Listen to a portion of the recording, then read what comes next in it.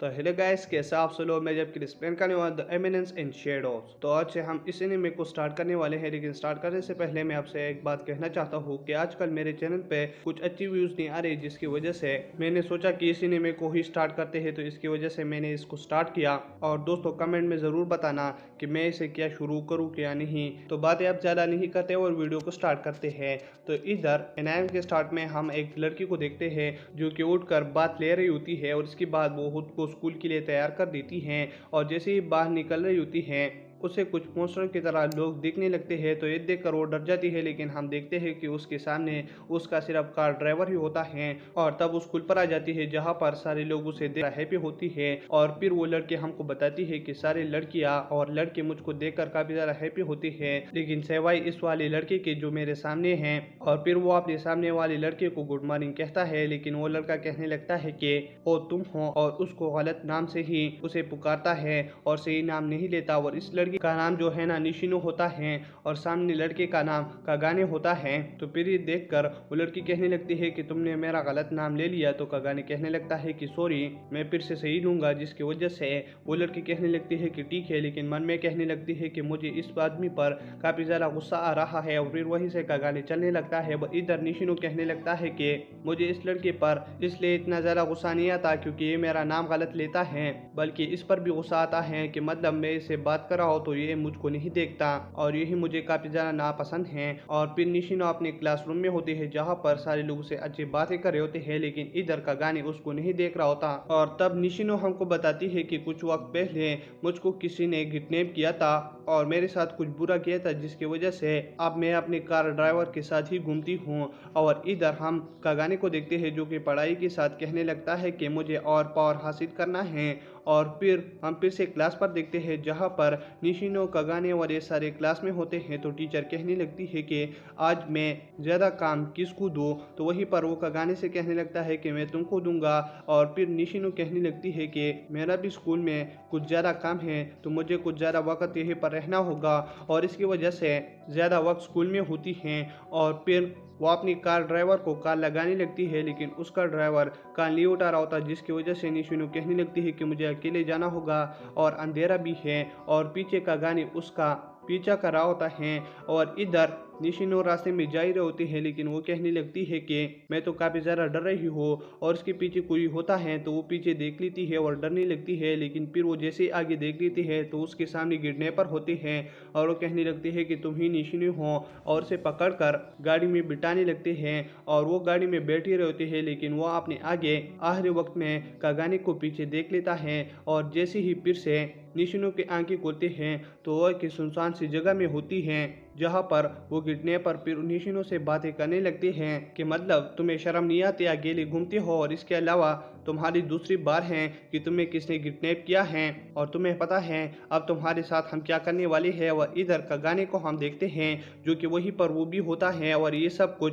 अपने फोन के जरिए से देख रहा होता है। और फिर उसके पास एक बैग होता है जिसमें काफी ज्यादा मार्क्स और ये सारी चीजें होती हैं। और इधर हम फिर से निशिनो को देखते हैं, जिसके सामने वो किडनैपर आ जाता है और निशिनो पीछे भागने लगती है, क्योंकि उसको लगता है कि आप मेरे साथ कुछ गलत काम करने वाले हैं। और फिर वो किडनैपर कहने लगता है कि मुझसे पीछे मत भागो वरना मैं तुमको मारूंगा। और तब वो उसके साथ कुछ करने वाला ही होता है, लेकिन ऊपर हम एक आदमी को देखते हैं जो कि ऊपर का विंडो तोड़ के नीचे आ जाता है। और नीचे आते हुए वो उस किडनैपर के हाथ पर अपना नाइफ फेंक देता है, और इसके बाद फिर अपने पैर से उसका मुंह काफी ज्यादा मारने लगता है। और दूसरी तरफ जो गुंडा होता है वो एक सोल्जर होता है, तो वो कहने लगता है कि बहुत वक्त से मैंने कुछ अच्छा पार्ट नहीं लड़ा, तो अगर मैं तुमसे लड़ूंगा तो उसमें काफ़ी ज़्यादा मज़ा आएगा। और इसके बाद वो अपना गन फेंक के नाइफ से कागाने पर हमला करने लगता है, जिसकी वजह से कागाने का हाथ इंजर्ड हो जाता है। और कागाने को काफ़ी ज़्यादा गुस्सा आती है, जिसकी वजह से वो अपनी क्रूबर से उस एक सोल्जर पर हमला कर देता है और उसे भी काफ़ी ज़्यादा जख्मी कर देता है, जिसकी वजह से वो एक सोल्जर कहने लगता है कि मैं इसे हरा नहीं सकता, क्योंकि ये क्रूबर में काफ़ी ज़्यादा ताकतवर हैं और स्किलफुल हैं। और फिर वो एक सोल्जर जो है ना, जिस गन को इसने गिराया होता है उसकी तरफ देखने लगता है और कहने लगता है कि इससे मैं इसको मारूंगा, लेकिन कागाने उसके पास जल्दी ही चला जाता है और उसे ख़त्म कर देता है। और फिर कागाने नाइफ लेकर निशिनो की तरफ बढ़ने लगता है, तो निशिनो कहने लगती है कि क्या ये मुझको भी मारने वाला है, लेकिन हम देखते हैं है कि वो निशिनो को आजाद कर देता है और वहीं से चला जाता है और इधर निशिनो के पास आता है और उसे रेस्क्यू कर देता है। और निशिनो हमको बताती है कि मेरे फादर ने इस वाली किडनैपिंग के बारे में किसी को नहीं बताया क्योंकि इसकी वजह से हमारी रिपुटेशन खराब हो जाएगी। और तब इसके बाद दूसरा दिन आ जाता है जहाँ पर निशिनो अपना फिर से ओल्ड रूटीन फॉलो कर रही होती है और वो स्कूल में आकर सारे लोगों से गुड मॉर्निंग कह रहे होते हैं। और तब वो फिर से कगाने के पास चली जाती है,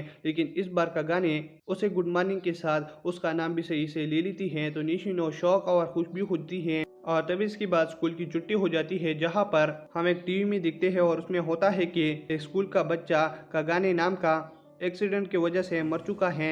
और तब हमको कगाने के फ्लैशबैक की कहानी दिखाई जाती है कि मतलब कगाने कैसे ऐसा बन गया। तो कगाने कहने लगता है कि मैं बचपन से ही सारे बच्चों से काफ़ी ज़्यादा डिफरेंट था और मैं पावरफुल बनना चाहता था, तो इसकी वजह से मैंने स्कूल में और हर जगह में ट्रेनिंग शुरू किया और किसी को नहीं देखा और इसी वजह से ही मैं क्रूबर में काफ़ी ज़्यादा स्किलफुल हो गया। लेकिन फिर मैंने सोचा कि मैं फाइट में काफ़ी ज़्यादा तेज हूँ, लेकिन क्या हो कि एक दिन चारों तरफ मेरे आमने सामने सोल्जर हो और उसके साथ में गन्स हो, तो फिर मैं उससे कैसे बचूंगा, जिसकी वजह से मैं काफ़ी ज़्यादा सेट हो गया।